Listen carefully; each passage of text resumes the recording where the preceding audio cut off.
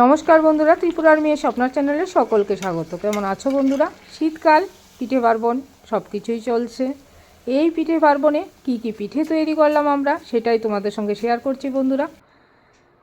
পাটিসাপটা থেকে মালপোয়া, দুধ পুলি থেকে চুষি, কোনো কিছুই বাদ নেই এই পার্বণে কি কি তৈরি করলাম চলো এবার ঝটপট শেয়ার করে ফেলি। এই পাটিসাপটা খিরসা দিয়ে তৈরি হয়েছে। এই খিরসা তোমরা যদি জানতে চাও কি করে তৈরি করলাম, তাহলে অবশ্যই কমেন্ট বক্সে জানাও, রেসিপিটা দিয়ে দেবো। খিরসা দিয়ে পাটিসাপটা খেতে ভীষণই ভালো লাগে। আর এটা তৈরি করেছি, খেয়েও তোমাদের বলছি যে এটা যদি বানাও আর ঠকবে না, খুবই ভালো লাগে পিঠেটাকে বানালে। আর তারপর পাটিসাপটা থেকে আরম্ভ করে এবার চলো নেক্সট রেসিপিতে কি তৈরি করা যায় সেটাও শেয়ার করি। অনেক দিন ধরে মেয়ের বায়না ছিল চুষি তৈরি করো, তাই চুষিতে চলে গেলাম। চুষি সত্যি কাটতে সময় লাগে, কারণ এটা বয়স্কদেরই কাজ মনে হয়, কিন্তু আমার ঘরে যেহেতু বয়স্ক কেউ নেই, আমারই তৈরি করতে হবে, তাই একটু অলসতা লাগে। যাই হোক, কী করবো বলো, মেয়ের বায়না, তাই তৈরিই করে ফেললাম। একটুখানি অল্প একটু চুষি তৈরি করেছি, তার সঙ্গে যেটা ঝটপট হয় সেইটা আমার কাছে মিনি চিতই পিঠা লাগে, আর সেটা ঝটপট তৈরি করা যায়, তার জন্য এটা বানাতেও সময় লাগে না। সেটাও এবার তৈরি করে এর মধ্যে দিয়ে দেবো।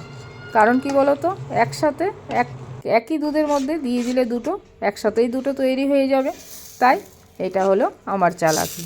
তোমরা যদি এই টিপসটা করতে চাও, এটা করতেই পারো একই সাথে, বা আলাদা করে খাওয়ার থেকেই একই স্বাদ পাবে। চুষি আর মিনি চিতই পিঠা একসঙ্গে, দুধে ভিজা পিঠা একসঙ্গেই করতে পারো, আর না চাইলে আলাদা আলাদা করো, কোনো ব্যাপার নয়। কিন্তু আমার ঘরে যেহেতু আর কেউ বলার নেই, তাই করেই ফেললাম একসাথে।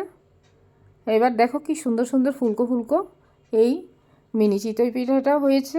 এটা তোমরা যদি চাও গুড় দিয়েও খেয়ে নিতে পারো, আবার কেউ যদি দুধে ভিজা দিয়ে খেতে চাও তাহলে ভিজিয়ে রেখে দেবে দুধটা।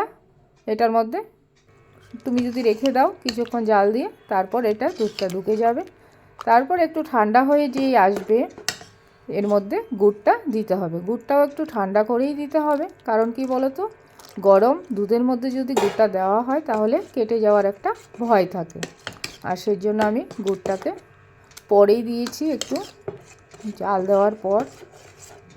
অনেকটাই তোমরা এই পার্বণে কে কী কী পিঠে বানালে অবশ্যই কমেন্ট বক্সে জানাবে।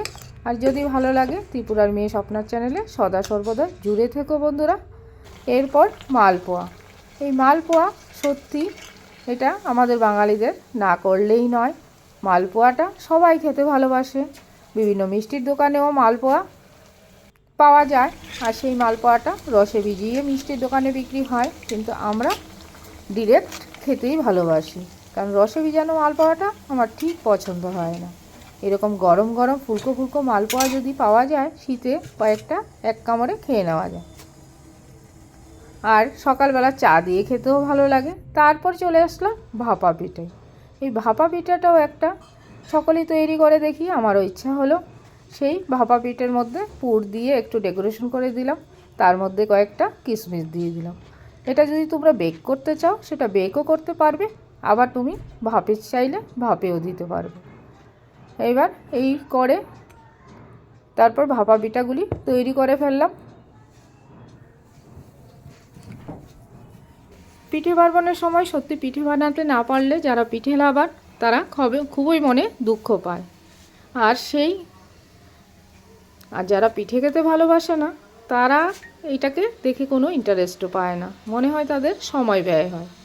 এমনকি আমার যাই সবসময় এই কথাটা বলে থাকে, পিঠেটা ঠিক একদম অপছন্দের জিনিস ওর কাছে। কিন্তু আমরাই তো পিঠে ছাড়া একদম চিন্তা করতে পারি না। পিঠেতে যে সময় দেওয়া হয় সেটা নাকি ওর কাছে অপব্যয়, সেটা যদি অন্য ঝাল খাবারে দেওয়া হয় সেটা নাকি খুবই ভালো, আর সেটাও তো ওর পুষিয়ে যায়। কিন্তু আমার যে পিঠেতেই খুশি, তাই আমি পিঠেতের মধ্যেই থাকি। এবার যার যার চয়েস, এই চয়েসটা আমার বাড়িতেই আছে, দুই জায়ের দুই রকম পছন্দ।